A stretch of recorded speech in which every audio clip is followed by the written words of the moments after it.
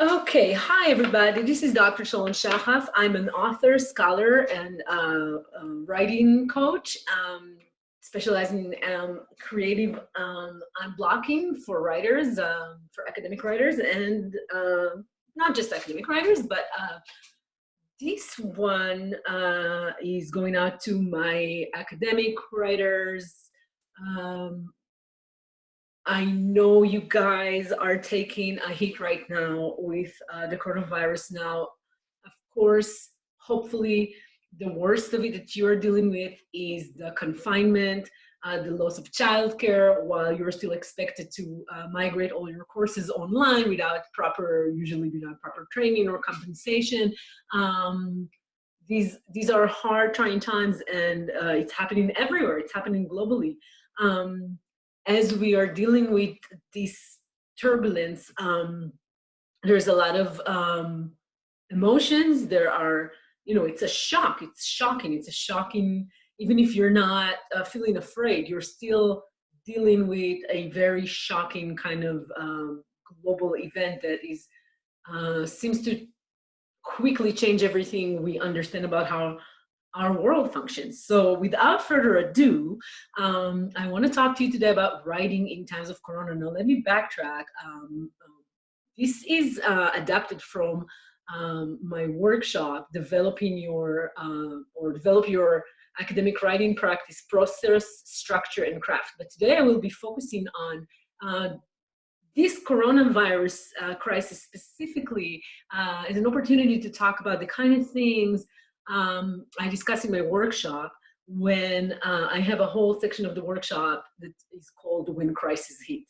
So I think I wanted to call this at first When Crisis Hit, Writing in Times of Corona, because hopefully this all will blow over. And I hope that you and your loved ones are safe, and that we don't that it's not as bad as it seems it might be because we're taking these precautions. But meanwhile, the tools that we can develop when we are faced with a crisis and we're trying to navigate this situation can actually be useful tools, because whatever else goes on in your life, you can always know that at some moment in time you will face crisis. And as a writer and as somebody that relies on publishing and on producing written products, a lot of time when we hit a crisis, it could be a health crisis, a crisis in your marriage, crisis with one of your children, or an elderly person you're taking care of, we get a lot more stress because we don't understand how to continue to make progress with our writing, and a lot of time it is experienced like as a writer's block. And the stress that comes from feeling blocked as a writer is not helping your immune system. It's not helping your morale. It's not helping your general well-being. So here's my little contribution trying to help with this. All right, so let me make sure I'm recording this. Yeah, I'm recording. So here are some of the questions I've been getting on my group, and I will be posting, this is on YouTube, so I will be posting the link to my group, Academic Writers Unblock. So here are some of the questions I've been getting. How do I stay sane and productive while confined at home with my entire family and still, try to get ahead with my writing?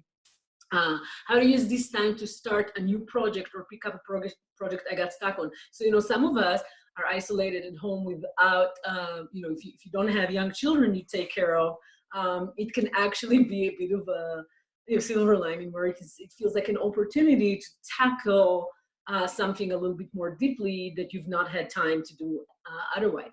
How to make progress with only short periods of uninterrupted time was this is a question I've been getting a lot. Like, I only have 15 minutes in the morning with my coffee before everybody wakes up, or I only have an hour after everybody goes to sleep.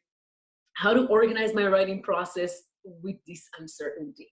So all of these questions are there's so much to say. They're right for the picking. But before I say anything else, here is my suggestion.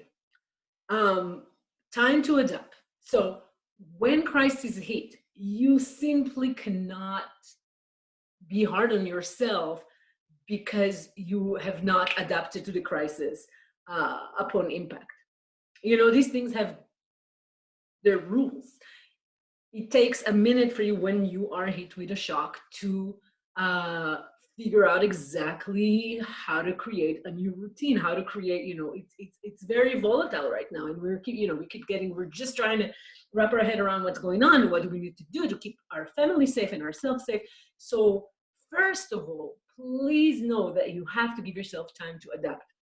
Um, but given that I'm Miss Silverline and make lemonade, I want to suggest that this could maybe just maybe be an opportunity. Now, it may not be an opportunity for you to do a deeper kind of work on your writing, but it can be even an opportunity to take a break from your writing if your writing practices have not been supporting you, have not been helping you stay joyful, have not been very productive for you.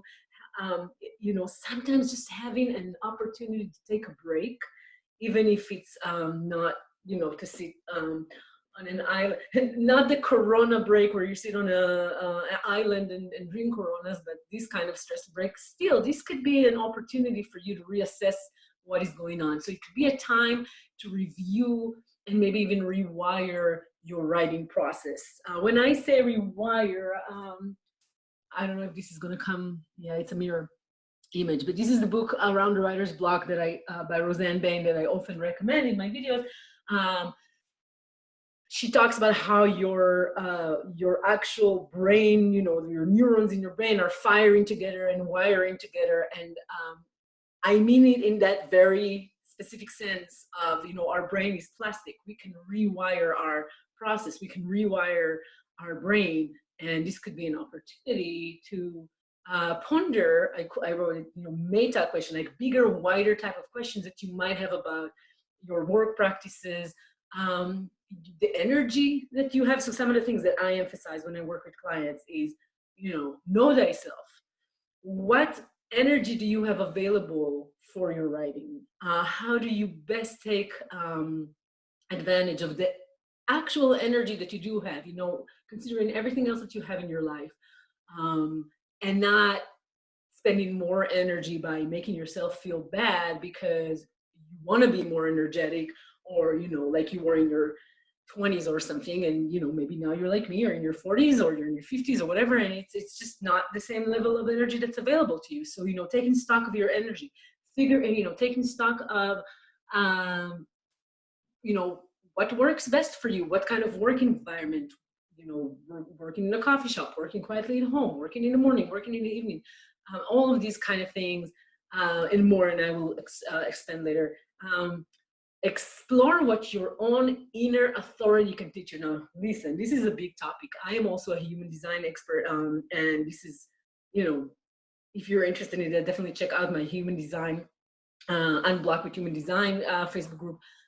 But what I love about human design is, well, I love many things, but the notion of inner authority is a very important one. And let me explain about this like quickly here for a minute. Human design says that we are evolving into a stage as humans in our evolution where we are increasingly depending on our own inner authority. We have been trained to look for other authority, for people outside of us, leaders, you know, administrators, whatever in your life that means, you know, scientists and governments to take care of us and to understand our needs and to be organizing together in order to tell us what to do and how to do it. Well, I think the coronavirus is a really good opportunity to see that these bigger systems are kind of failing or maybe not working as well as we thought.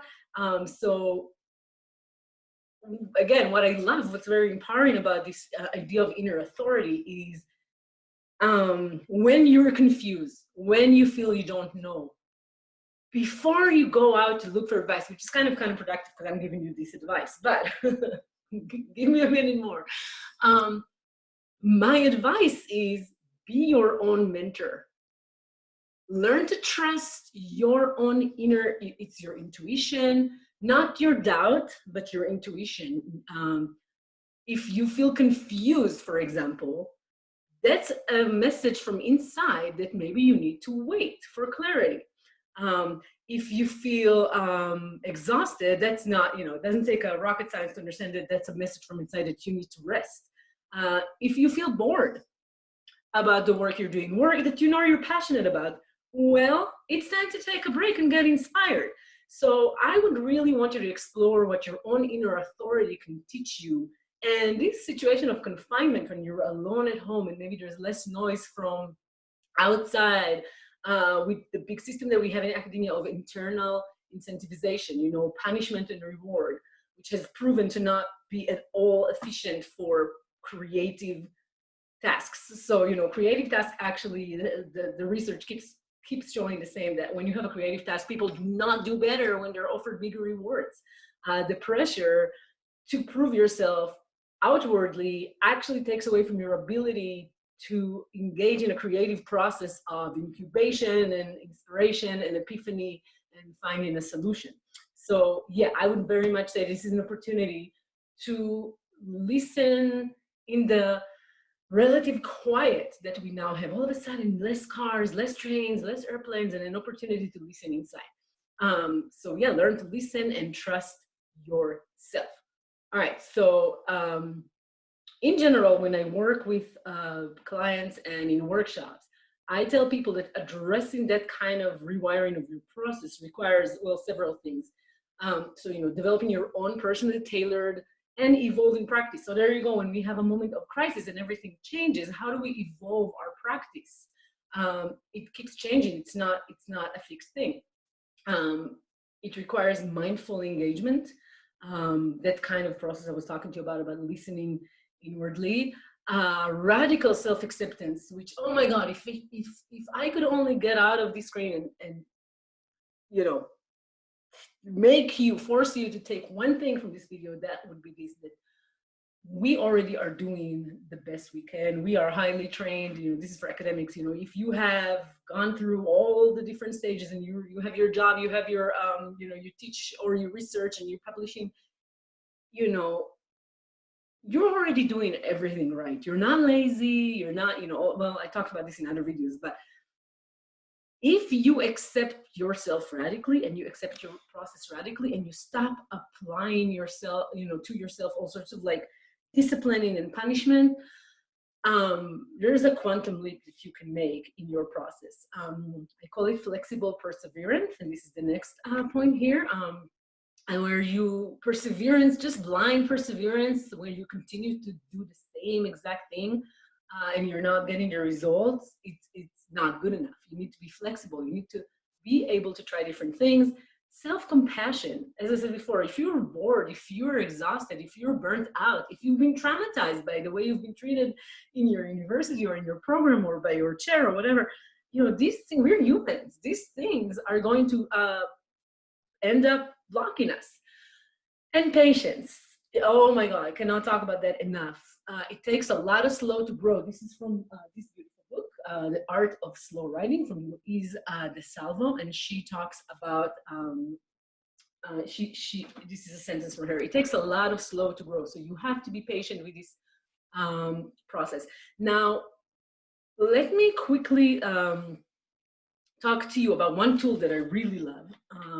And that's taken from Sharon Parker-Carey. She's one of the first, career coaches in the United States, and she's also from this human design space. And she's just a wonderful, really, really smart, very experienced entrepreneur and coach and writer and author and best-selling author, etc. And she has this tool that I really think could be so wonderful to try during this time as we're in confinement in home. And maybe all you have is 15 minutes a day to sit and look at your work. And what I'm inviting you to do is to spend that time not necessarily trying to finish the literature review or putting in comments, but pondering your own process. The power of the open-ended question, says Sharon Parker-Carey, is that instead of saying, so imagine that, stop sharing. So imagine that you're sitting at your desk and you've all had moments like that. And you're like, why am I so lazy? Why don't I want to do this? Why don't I want to do that? And you're berating yourself. What if, and this is an open-ended question, what if instead of that kind of approach, you ask yourself a following thing in that following manner? what does it look like for me to be passionate about doing this work? What does it take for me to arrive here with joy? What is required of my environment or myself in order for me to shift my relationship with my writing? You see, the open-ended question, again, I'm not going to go into the deep theory, the deep woo-woo theory of, it's kind of like going from mechanical to quantum kind of approach, where you are inviting from all the possible, how I'm going in. So, our reality is the folded quantum field. When you make a choice, you create the reality. I mean, I'm not a physics professor, but I know enough popular science to know that this kind of thing is for real. So according to Karen Parker Carey, asking these open-minded, open-ended questions allow you to kind of invite and summon with curiosity and not thinking you already have the answers. To invite into your reality new things, new ways of doing things. So let me continue to share. Let me go back to say, okay, so here are a couple of examples. What does it look like for me to, do this or that, accomplish this or that, finish this chapter, finish this book, or, engage in this question without burnout, without trauma, without anger, without getting angry about being confined here. So, it could be even like, what does it take for me to feel peaceful in this confinement that I have, and then journal about it, free flow about it, write about it. I have a couple more here. How might I, approach this? What does it feel like for me in my body? So it's very much, a recommendation to, be in touch with your emotions in your body and your anxiety. Now, again, we're going to have these waves of panic and anxiety. I mean, listen, I'm sitting here, I'm pretty relaxed, but I've been going in and out of waves of panic over the last 2.5 weeks as I've been seeing this happening, around the world, and kind of heading here and feeling, it's not, the response is not appropriate, and we're being screwed, and our government is not taking care of us, et cetera, et cetera. So, I would stop and just breathe and not try to fight the panic. I would just say, okay, is this helping? What does it look like for me to move on from this state of panic into a more productive, calm way of being? Same thing for your work. So what I'm recommending is taking the time that now freed up, where maybe also just maybe there would be a little bit more forgiveness around you from because everybody is facing that, and maybe this year's merit review is not going to be so hell-bent on how many things you published this year. Maybe you can take this time and kind of hide away in this confinement and ask yourself these deep questions about the very basis of your writing process. How does it look for me to engage from a place of curiosity, from a place of joy, from a place of inspiration? You get the point. All right, moving on. All right, so some more advice. First of all, waiting, patience. What you're waiting for when you're waiting patiently, I'll stop sharing again. All right, is you're waiting for emotional clarity.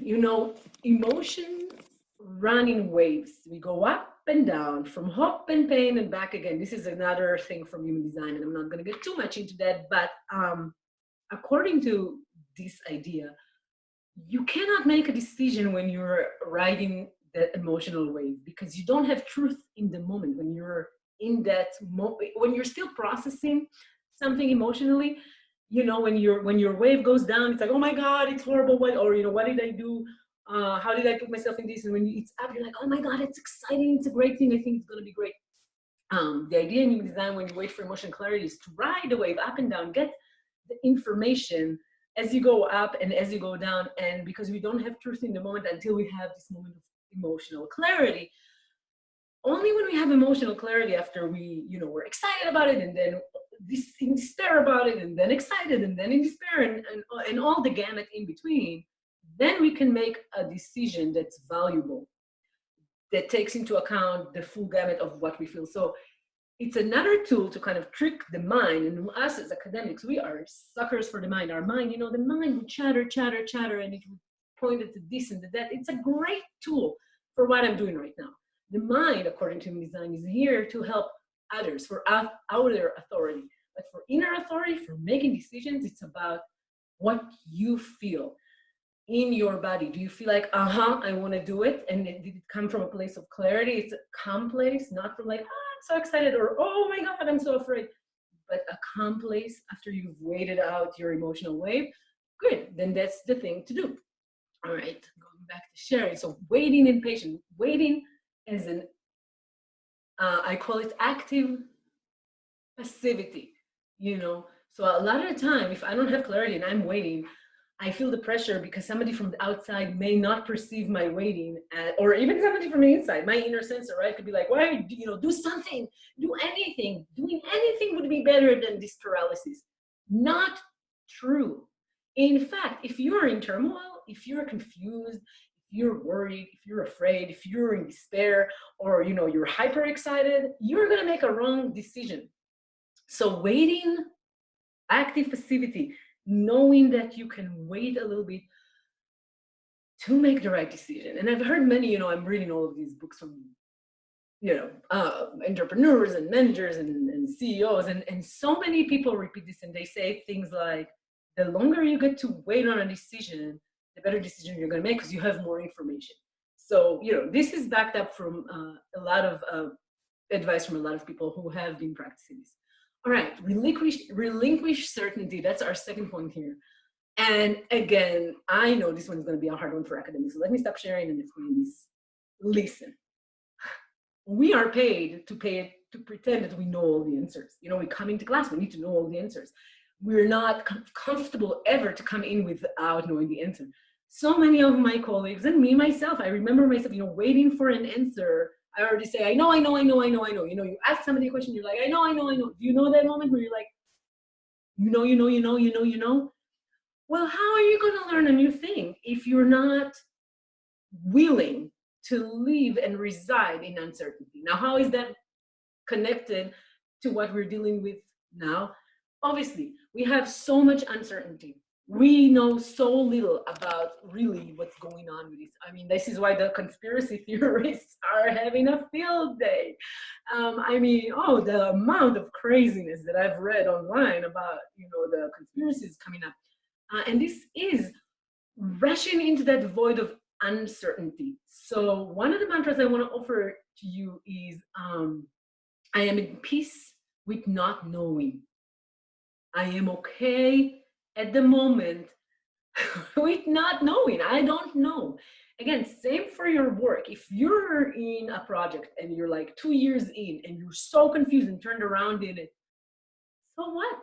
You know, there is a place for that in a project. You know, you've all gone through a situation where you've been that confused, and then if you don't fight the not knowing, it leads to knowing.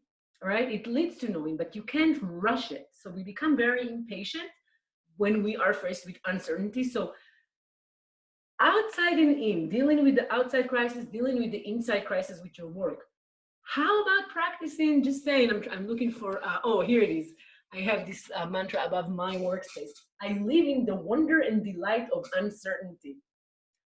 Try that for size. All right, what's next? Good advice that, I don't know. All right, stop trying to prove your self-worth. Oh my God, so this is a big one. Ego, you know, the problem with ego is that it distorts our process. When we write scholarship, when we write anything, it comes from a place of inner obsession, like in a good way, you know, a joyful curiosity, something that is coming from the inside. So many times, because we're in this kind of system that always rewards us for accomplishing, for finishing a dissertation, for finishing a degree, for publishing a book in the best place, it kind of puts the cart ahead of the horses, and then the horses can't run. And the cart in this case is the external validation, and the horses is your inner process. So turn this shit around. Work from a place of, you already know you're worthy. Try this as a mantra. I am inherently of worth. I mean, think about your child. If your child would come to you and will say, I couldn't do fractions, and so I'm a piece of lazy shit, dumb fuck. You would be like, oh my God, no, you're wonderful. No, don't do that. Your worth is not on whether or not, predicated on whether or not you know math. But you would turn around and do the same exact thing for yourself when you get stuck in your work. So again, if your child came to you now and was afraid or panicked, you wouldn't judge them. You wouldn't be mean to them, but you're mean to yourself. I am not worthy as a mom because right now I'm not sure what to tell my kids. And, I don't know whether or not to let them go and play outside with their friends on the street. And the neighbors are letting their friends play, but, I don't want to do that, blah, blah, blah. Like, so it can spiral, it's everything together right now. Your role as a parent or somebody taking care of vulnerable populations, and the same for your writing. All right, so stop trying to prove your self-worth. Don't come from that place, and try to come from a place where you are already comfortable with not having an answer, right? You're comfortable with waiting for certainty, and you're comfortable with saying, I am already worthy. I'm doing my best. Now, let's not try to prove that I am something to anyone with the work. And then you create this like sanctuary around your work where you can kind of redo the contract that between you and your work, where you let your work know that you are there for the work, not to use the work as a way to secure your material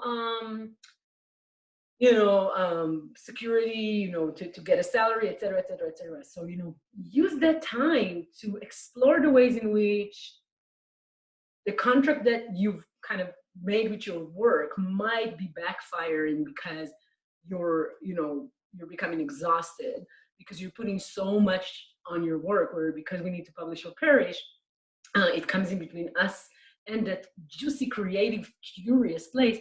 Because we're scholars, goddamn, and we're pursuing these questions not because the dean wants to count how many fucking publications we had this year.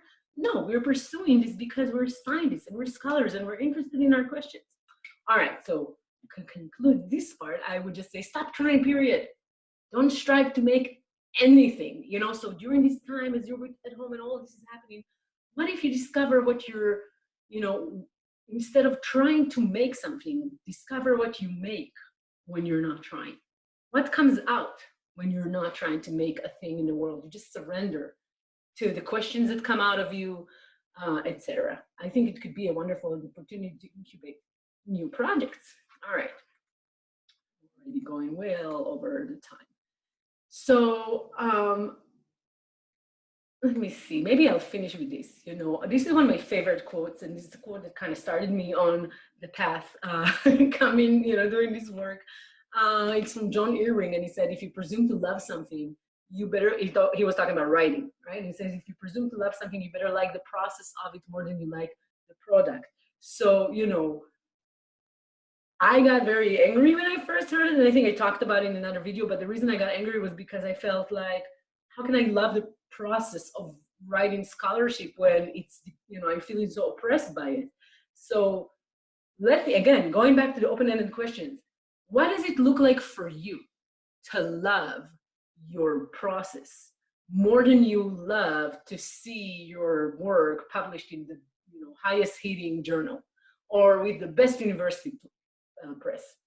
Another quote, and again, I'm not sure if I shared this or not, but I'm bringing everything in today. This is from Lorraine Herring from her book on being stuck, and it's about the creative process. And she says, the creative process is not a machine. It is an ocean in which artists must swim to bring forth their work.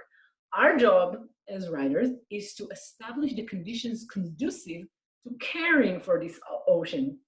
So again, a very, well, not so subtle, but a shift in the approach.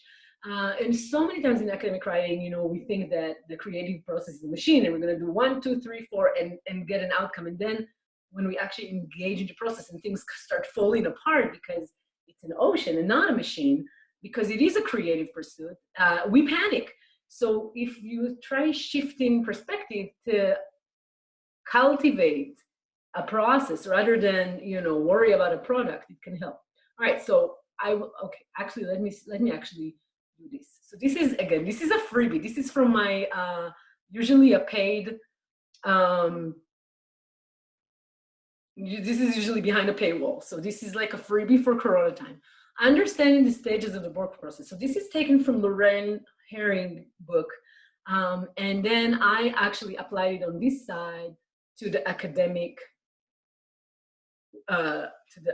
process. So let me quickly show you this. All right, so she talks about this.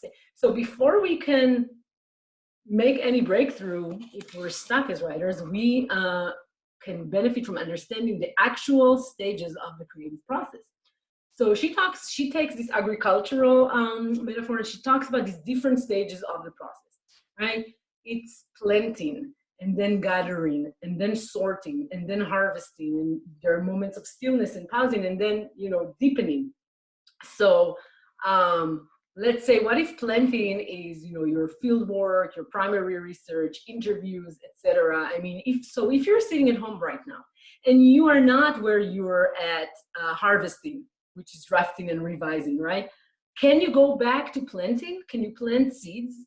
Can you go over those, you know, piles of primary sources you brought from the archives last year? If you're a television scholar like me, can you go and watch the backlog of 2 years of a show that you know you want to write about?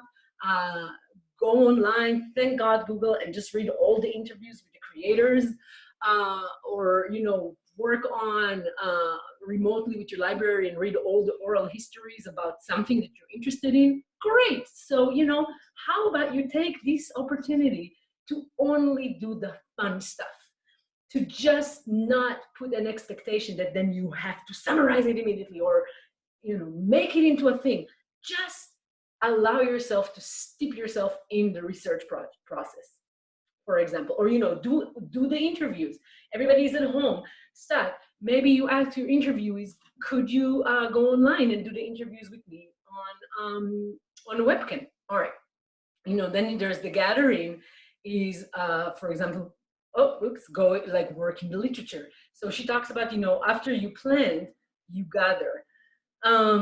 So for example, you may use this time to really go back and read the literature, even if it's the literature in your field that you already know. You know, every time I go back to write about globalization, I know I want to go back and read some of the classics, and then I see them with different eyes. I'm a global media scholar, right? So maybe you take this time to really read through the literature, and you're not even taking extensive notes, but you're only taking notes if you feel like it. All right, and, you know, sorting, planning, outlining, brainstorming. Maybe you're in that stage of a process. Maybe in one project that you're in a stage where you have done all that, and you can use this time to dig deep into what's really the heart of the project and what can be a standalone article, and you sort. Okay, you're getting a picture. Then harvesting is drafting and revising. And again, you might be in a situation where you are ready to write drafts. So what if you take the time to write a horrible, shitty, messy, terrible draft? Guess what? That's the first step. That's the one difference between people that finish things and do not finish things. Finish a horrible, terrible draft. Send it to somebody that you trust that will tell you why it's horrible and where it's great and what is going on. And, you know, if you're putting, you know, I would get chapters from students, the students who did finish, that would have like 5 bits of 500, you know, I would be like, these are 5 chapters, you know, this can go in chapter 1, this can go in chapter 5. What is this all doing together?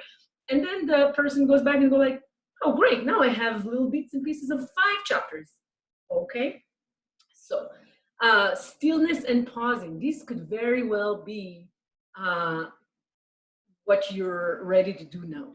Just take a break. We sometimes need to just stop, you know, stop.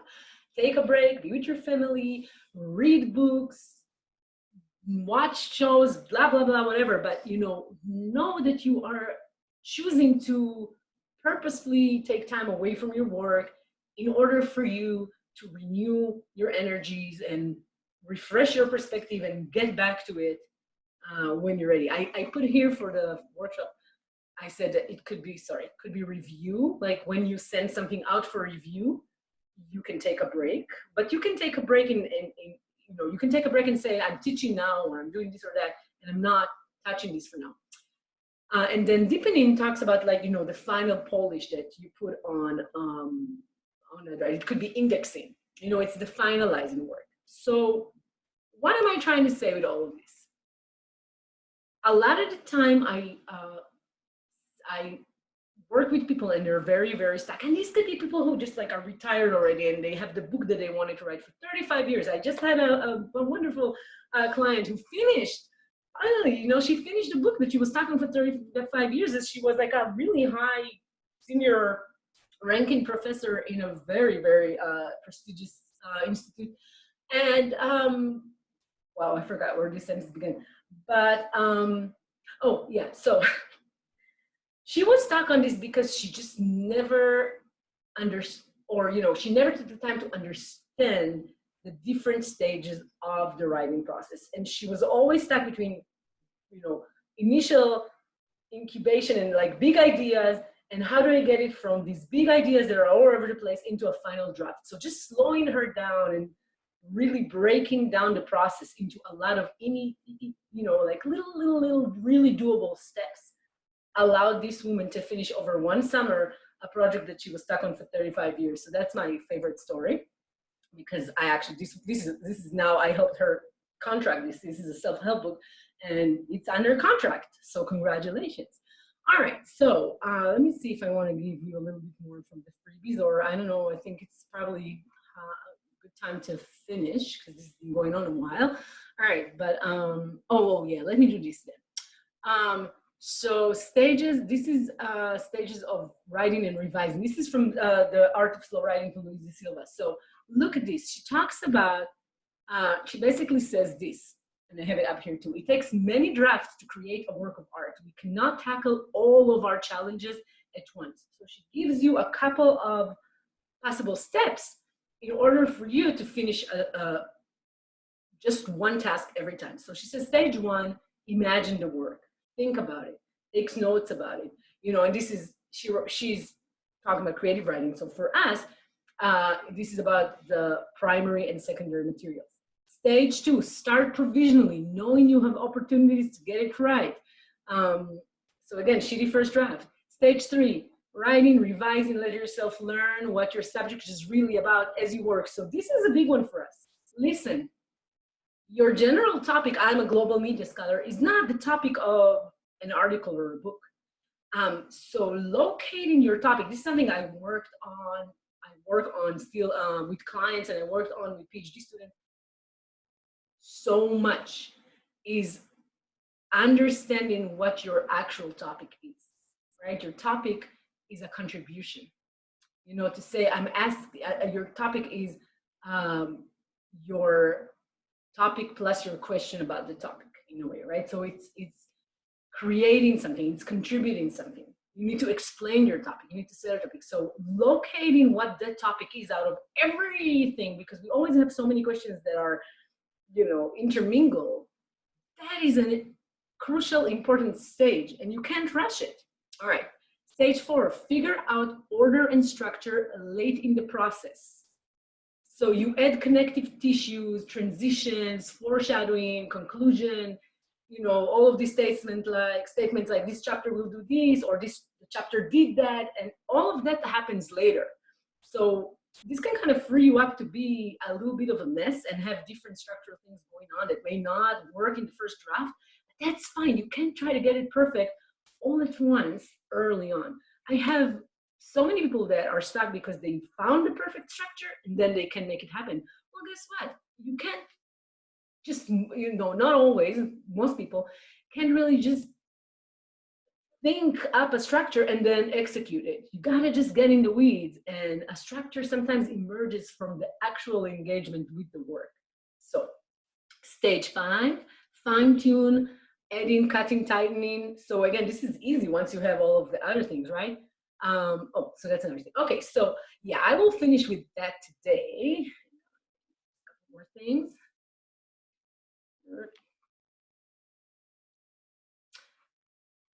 I do want to go to my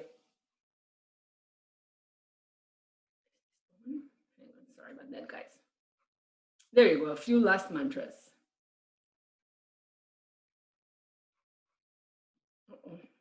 Sorry about that, guys. This is like my first time really trying to, there you go, to share on Zoom. All right. So a few last mantras for our time as we are trying to figure out how to deal with this confinement and home and still write. Wait in the calm strength of patience. And this is from the ancient Chinese book of changes called the I Ching. I mean, look at this beautiful, it's just a beautiful poetic sentence. Wait in the calm strength of patience. Patience. We don't know yet, we don't understand, we're not sure, everybody's annoying, we're all stuck together. You have to practice patience. All right, the power of waiting. Ride the emotional wave up and down and observe. Don't make big decisions until you have clarity, or even little decisions, right? With your work, allow yourself to engage in the work and just think about it and try to get clarity about it without panicking if you don't immediately know. So again, also I will remind you, try to be, living the wonder and delight of uncertainty. Right? Creative discipline grows out of pleasure, not tyranny or self-abuse. So that's my usual spiel. Try to relinquish. I really love Julia Cameron's suggestion to forget the word discipline and instead of discipline, use the word commitment, because it's such a much more gentler way of right, committing to something that you're passionate about rather than disciplining yourself from the outside with force. All right, the work of meta-analysis of your practice is integral to the work when you are a writer. So writers need to take time to think about their writing process, their writing practice. Again, my recommendation, if you cannot hope to try to make a product while you're confined at home in all of this situation, how about take the time to observe, read books about writing. Again, I have a lot of recommendations that can give you more. Here's a couple more. Writing with Quiet Hands by Paula Munir. That's a great one. The Writing Warrior by Lauren Herring. Just go on Amazon, The Clockwork Muse by Evita Zubovet, which is for academic writers, etc., etc., etc. All right. Know when to let go of what does not serve. Blind perseverance is not merit. I've seen it so many times. People are like, I'm not gonna quit. Quit, goddammit, quit. This article is killing you and it's stupid anyways. Just quit, leave it alone, start something new. Maybe later on, this will find its way back. So, sometimes you have to be flexible and not just dogmatic about, I have to, do this or that. And, writing has a plan. Let it show you. Let the writing itself show you. All right, friends, I hope this was useful and helpful. I'm going to post it on my group and also on my YouTube channel. I am open, of course, inviting everybody to join the subscribe to the channel and join the group. And let me know if you have any more questions. I hope this helped. And I am wishing the best of health and luck and sanity and serenity to all of us as we are weathering this, and we're going to make it. It's going to be okay. All right.